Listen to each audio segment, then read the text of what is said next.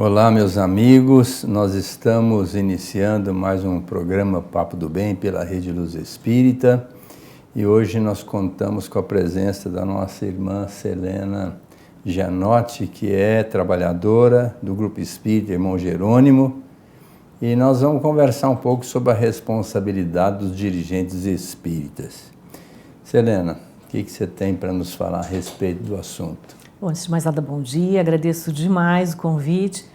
Para nós é uma honra, uma alegria estar aqui e uma responsabilidade muito grande também, estar diante do senhor e também dessa seleta plateia, né? Dessas seletas pessoas que estão nos assistindo. Então, escolhido o tema, né, senhor, a gente mandou para vocês essa proposta de tema, porque é um tema que não só nos é muito caro, mas muito necessário. A reflexão é permanente, né? Nós atuamos na casa já há algum tempo, com uma equipe extremamente guerreira, unida, mas enfrentamos, como todos os dirigentes, né, em qualquer cargo, os encargos são muito pesados e muito desafiadores, permanentemente. Então, por isso que a gente trouxe esse tema para ser conversado, ser debatido, para, inclusive, colher subsídios, porque, com certeza, nós levaremos mais elementos para a nossa atuação e para a troca com o nosso grupo, com a nossa equipe. Nós entendemos que dirigir uma casa espírita aparentemente é fácil, porque a gente está no meio de criaturas que nos amam, são verdadeiros irmãos, mas ao mesmo tempo a gente vai perceber que nem todos pensam igualmente, nem todos têm o mesmo ideal, nem todos estão afeitos àquela proposta inicial, e a casa também vai mudando com o seu amadurecimento, vão surgindo novos trabalhos, vão surgindo novas frentes e com novas propostas, e para a gente manter isso num clima harmônico não é fácil. Mas pensando assim, Selena, eu acho que o grande trunfo é você não fugir dos princípios doutrinários evangélicos, né, que está dentro da doutrina, porque fugindo disso nós vamos arrumar encrenca. Então seria bom que a gente estivesse afeito aos postulados de Kardec, do Cristo, e um pouco de jogo de cintura, né, porque muito. Não é fácil a gente polarizar as ideias e fazer com que tudo aconteça a contento, né? Exato. No dia a dia, o que a gente vivencia, né, como em toda a gestão, a gente não só gere matéria, né, recursos materiais, a necessidade de providências, de decisões rápidas, para que a estrutura física do centro, a estrutura operacional funcione, mas também as decisões e mesmo a troca de ideias, compartilhamento de princípios, de necessidades, do ponto de vista espiritual, né? Nós somos espíritos espíritas em conjunto, num bloco, num local, para fazer com que as coisas aconteçam. Então, a gente, como eu disse no início, né, o cargo em si ele é o de menos, porque é só uma nomenclatura, é só um direcionamento para que o serviço ocorra. Estamos todos a serviço do Cristo, a serviço da causa, né? E no dia a dia, então, o papel do dirigente que a gente acaba sentindo, ele tem que ser liderança motivacional, um trabalhador permanente, porque tudo, como o senhor mesmo está dizendo, a casa está ganhando complexidade. Todas as casas espíritas, no momento, está exigindo isso, né? Do ponto de vista mesmo de informatização, uma atuação nesse sentido. As necessidades das pessoas, dos nossos companheiros, estão sendo cada dia maiores. A gente estava comentando anteriormente aqui com o pessoal da equipe, a depressão está aumentando muito, então os nossos assistidos, pacientes que chegam à casa, estão exigindo uma atuação acolhedora e rápida, e ao mesmo tempo eficiente, né, que demanda que o dirigente também esteja atento a isso. A colocação vamos colocar assim, as novas atuações do centro, a gente também tem que estar muito atento, porque eu penso assim, o dirigente, seja ele em qualquer cargo, porque todos estamos no mesmo patamar, né? Juntamente com os colaboradores, com os trabalhadores, com quem se dispõe até que eventualmente a estar conosco, temos que estar o tempo inteiro conectados com as necessidades da casa e da sociedade, da realidade, do entorno, né? O que a gente sente ali. E isso faz com que a gente acompanhe e tenha que se colocar sempre a serviço. Então, vamos para o passo externo. A gente, na nossa casa é uma casa pequena, o irmão Jerônimo, o senhor conhece, é uma casa com um número de trabalhadores não muito grande, porém, a gente acaba tendo que ter esse movimento permanente. A utilização desse esforço, como disse o Navarro agora há pouco, a gente está o tempo inteiro pensando ou resolvendo questões, mesmo quando está fora. Então, o dirigente ele acaba se envolvendo em todas as frentes e atento ao que ocorre, porque às vezes a gente tem que ficar atento a qualquer deslize, a qualquer falha nossa ou de algum trabalho que pode não estar sendo realizado a contento. Então, a gente tem que ter uma conexão permanente, uma visão macro, isso é necessário, né? O dirigente ter essa visão do que isso está, porque as consequências de qualquer atuação. A gente veste a camisa, literalmente, a gente veste até com a camisa, mas a camisa ela significa muito, vai muito além, né? Como que a casa está sendo instrumento daquilo que Kardec pregou, né? Do que o Cristo espera de nós, porque no dia a dia a pergunta que vem, o que eu posso fazer de melhor? Onde eu posso corrigir aquilo que pode ter sido errado? Ou como melhorar ainda mais a atuação? Então, a gente tem que ficar bem atento. O dirigente ele tem um papel meio locomotivo, ele tem que levar o grupo e fazer com que todos se sintam abraçados nas causas, né? Desde do bazar, de separação de objetos, de materiais, a feitura do pão, o passe externo, Alta de Souza, quer dizer, é uma gama, né, de atribuições, e a gente tem que ficar na condição de meio de mediador e trabalhador também, suprindo quando alguém falha, porque o dirigente também, nesse sentido, alguém falha ou faltou, falha no sentido, às vezes, até de ausência, porque é normal acontecer, a gente tem que estar suprindo. Então, é uma visão no macro, tem que ser bastante cauteloso e atento, né? E no micro, atuante, porque aí é a questão da atuação, né? A questão de não deixar a peteca cair, não pode parar. A gente tem que manter, porque a casa exige isso, ela é pulsante, né? Como o senhor disse, as demandas são cada dia maiores, né? A gente sente lá, então, apesar de uma casa pequena, ela tem uma gama de atribuições, de atuação bem grande. Nós estamos com coral, conseguimos retomar, só não vamos nos apresentar no sábado, mas estamos com coral atuando. Então, passe externo, Alta de Souza, evangelização maravilhosa. Acho que da outra vez que eu estive aqui, falamos sobre evangelização. Estamos com um grupo muito atuante e isso dá para a gente um ânimo. Ontem mesmo tinham 25 crianças jovens, né? A média assim, de 25, 30, todas as terças e aos sábados também.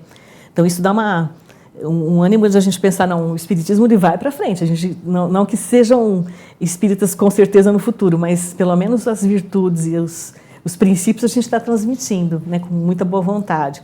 Então é bem importante, interessante que a gente tenha essa visão e sempre nos retromotivando, né, com a própria equipe, todo mundo se mantendo ativo nessa proposta. É o que a gente sente. E a responsabilidade ela advém disso, dessa consciência de que temos que fazer não só a parte pessoal, individual, que cada um de nós com a nossa experiência, né? Mas no coletivo. A responsabilidade acaba sendo assumida e não podemos deixar que isso se perca, né? Que essa motivação, essa visão se percam.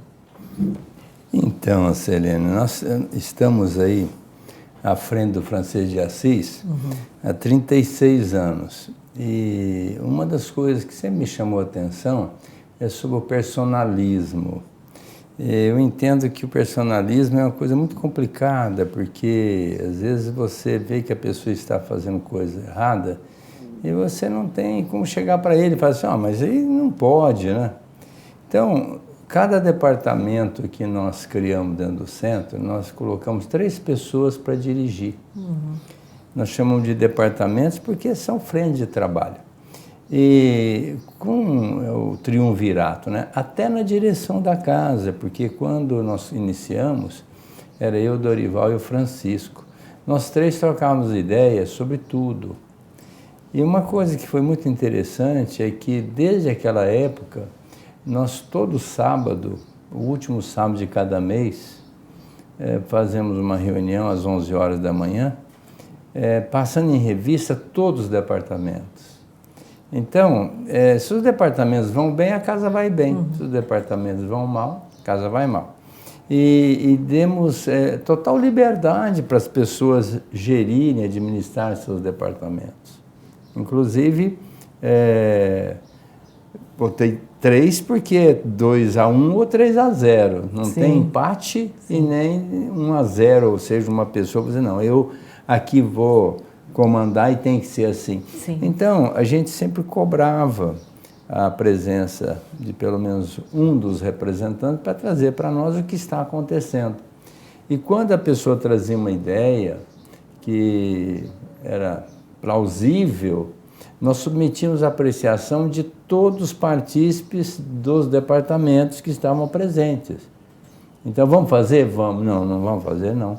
Porque às vezes a ideia é boa, mas a casa não tem suporte, não tem estrutura. Então, a gente submetia a apreciação de todo mundo. Vamos fazer isso? Vamos. Porque se desse errado, todo mundo estaria responsável, né? Agora, quando fica uma pessoa fazendo uma coisa sozinha, tomando essa resolução, e ela erra, todo mundo vai criticar, vai às vezes bater de frente. Então, para que isso não acontecesse, nós fizemos esse esquema da reunião administrativa. E nesses 36 anos, nós nunca deixamos de fazer essa reunião o último sábado de cada mês, às 11 horas. Às vezes, sendo uma data não compatível, a gente passa para frente ou para trás.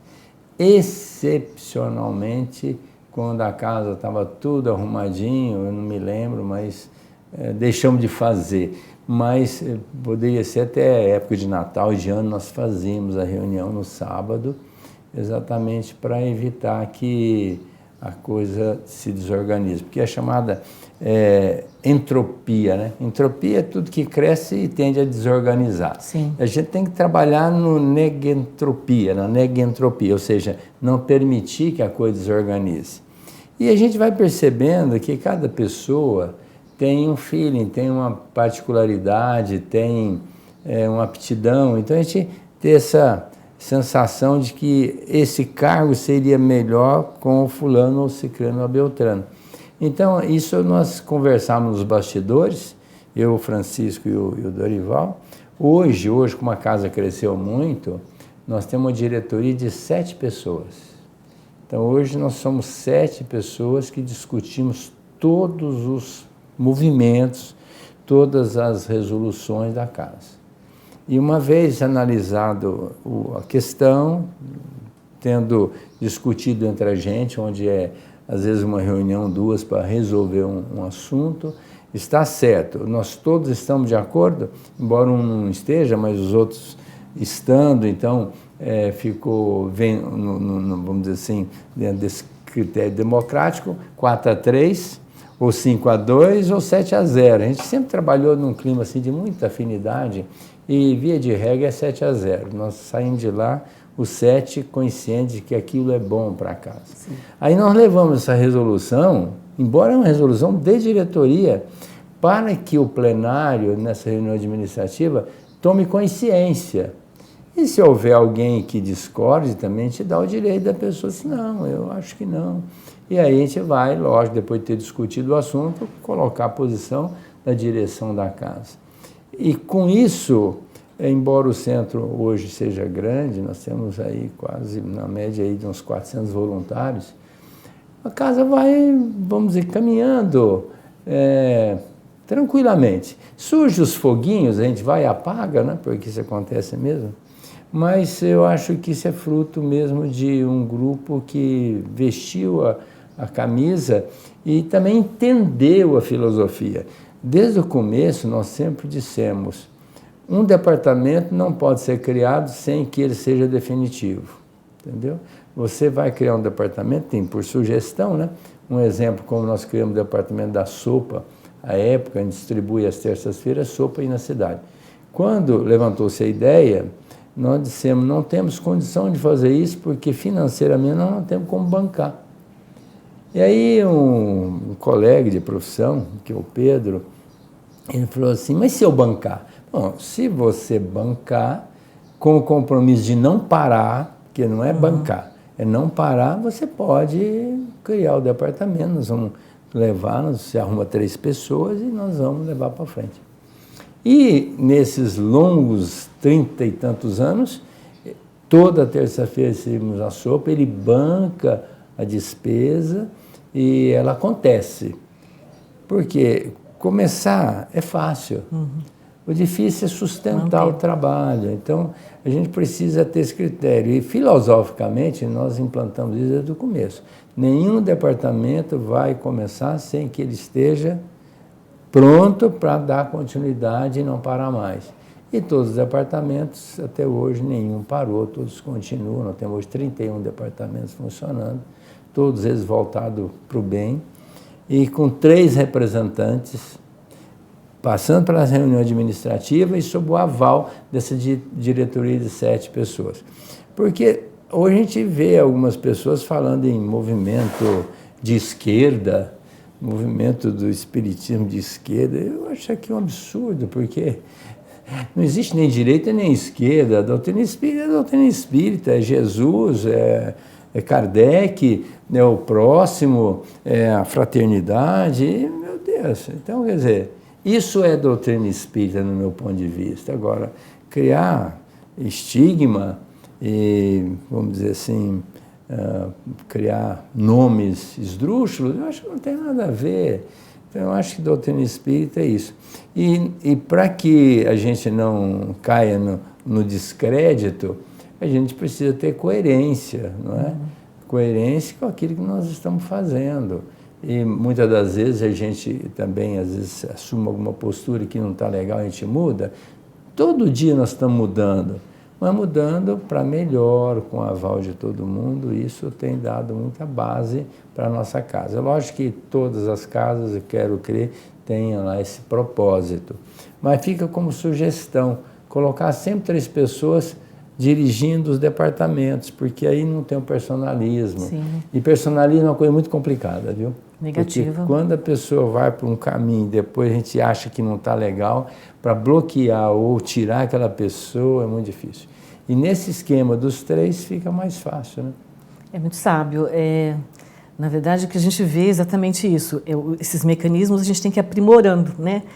Como conduzir, eu acho que uma casa grande aqui, o Kardec, são casas que já têm uma estrutura, geralmente números ímpares, né, de diretoria ou nas diretorias e nos grupos de trabalho, que ajudam, inclusive no raciocínio, porque exatamente como o senhor coloca, cada um tem o seu talento, a sua forma de enxergar o problema, a questão. Então, vários enfoques só pode fazer com que a decisão final seja mais sábia, né? A maturidade também do grupo vai influenciando, a maturidade da equipe de trabalho. Você tem as pessoas mais antigas que geralmente fizeram parte da fundação, vão vindo pessoas com outra forma de visão, e a gente une, né, esses conceitos, e não pode realmente ter personalismo nem ego. Esse é o grande questão que a gente tem que extirpar. Ego, personalismo, vaidade, né, melindre. A gente tem que trabalhar com isso para não deixar que isso se instale. Aquela coisa do centro, né, ter um dono, não pode ter um dono, tem que ter pessoas que querem trabalhar para a causa e que atuem da melhor maneira que elas consigam, né? A gente fazer sempre o melhor com análise, com reflexão, com análise de resultados, aonde a gente tem que mudar. Nós não conseguimos fazer reuniões todo mês, mas a gente faz reuniões pontuais para situações que vão acontecendo. Mas eu acho que é uma ideia extremamente válida.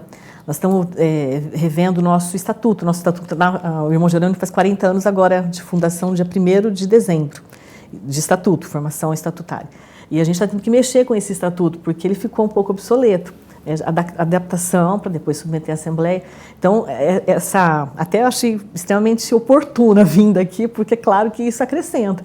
E a gente levar toda essa formatação, essa forma de atuação para lá também na medida adequando, né? Mutatis mutandis, que a gente conseguir adaptar a nossa casa. De qualquer maneira, como eu estava dizendo, da maturidade. Os membros mais antigos, eles estão sempre, no mínimo, no conselho.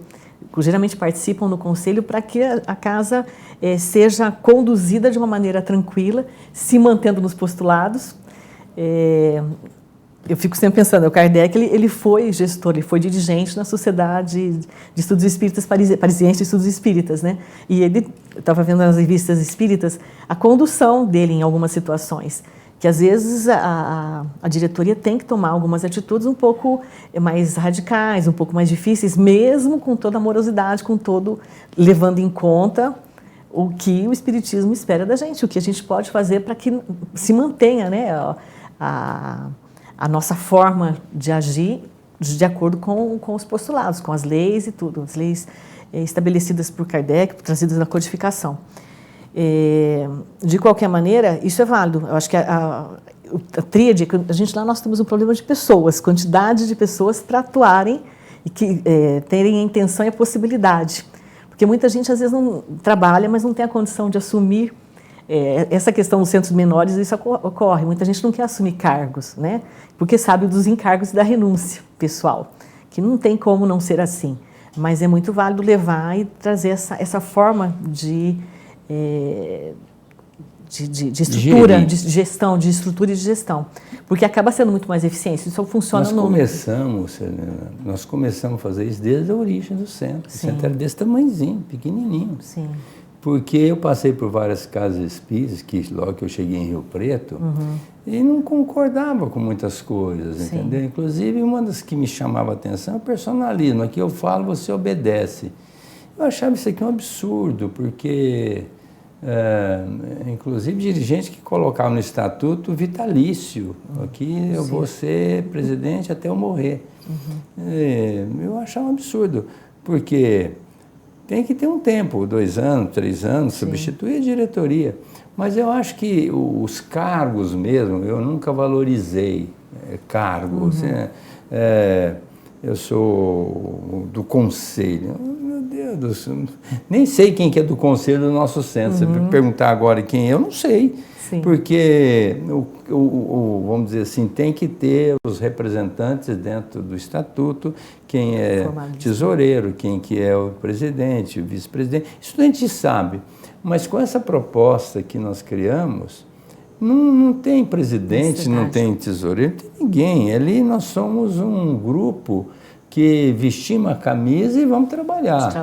Agora, essa proposta das 3 pessoas, eu acho que é interessante, porque não precisa ser...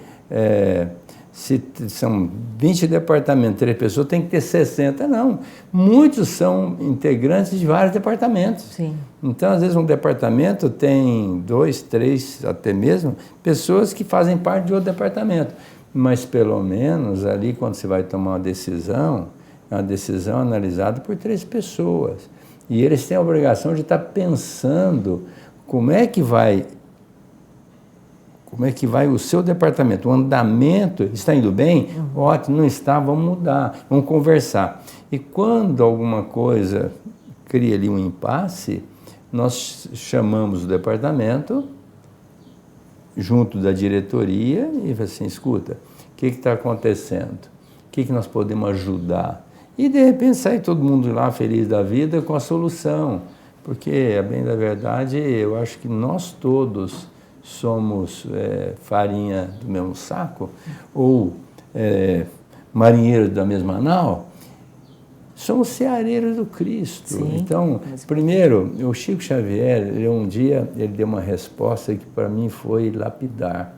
Perguntaram para ele quando é que um centro espírita está gabaritado para fazer um tratamento desobsessivo.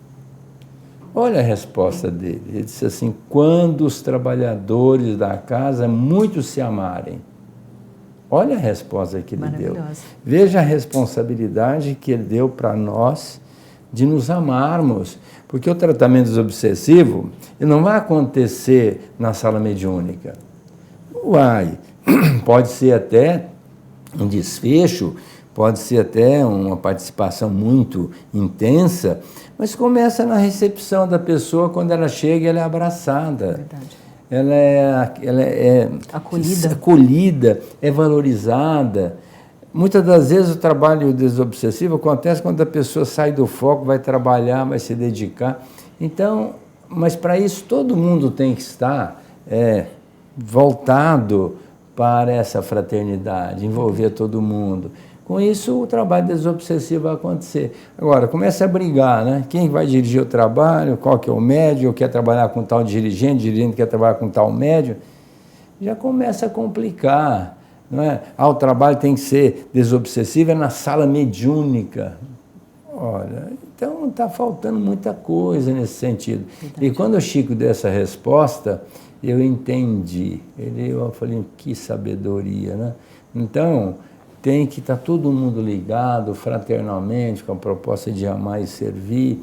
E o grupo coeso, fraterno, unificado nesse propósito, cria condições, né? Cria uma força vibratória muito grande, não é?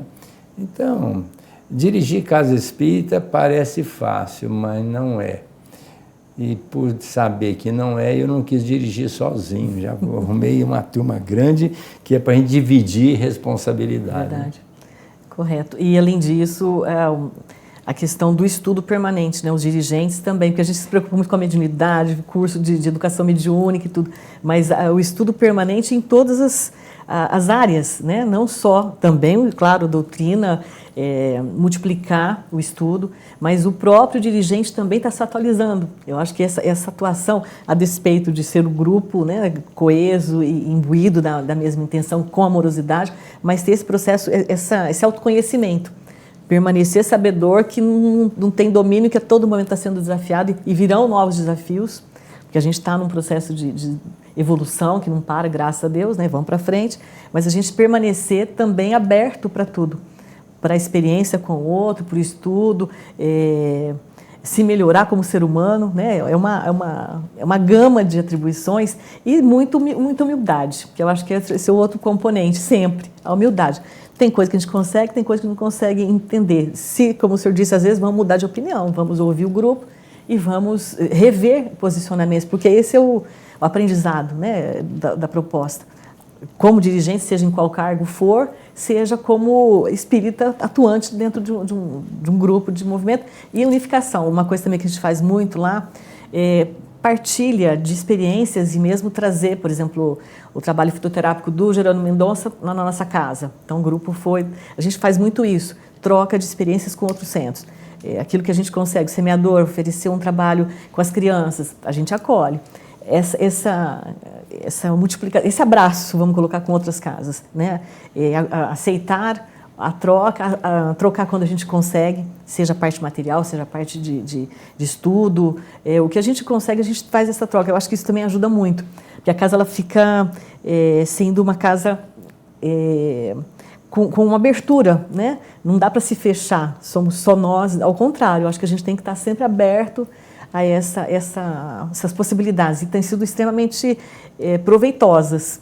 Além da amizade que se estabelece, se firma com outras companheiros de outras casas, e isso também fortalece a nossa casa, que, como eu disse, é uma casa pequena, simplesinha, mas que está tendo essa possibilidade de trabalho, esse movimento. Virou um movimento, na verdade, né? Sim, movimento espírita. Isso. Né? Todo mundo tem que estar ligado. Olha, eu quero agradecer muito a sua participação, uma gratidão mesmo. Nós temos que encerrar o nosso programa, porque o tempo nos cobra. Grande abraço a todos e até a semana que vem com um novo Papo do Bem pela Rede Luz Espírita.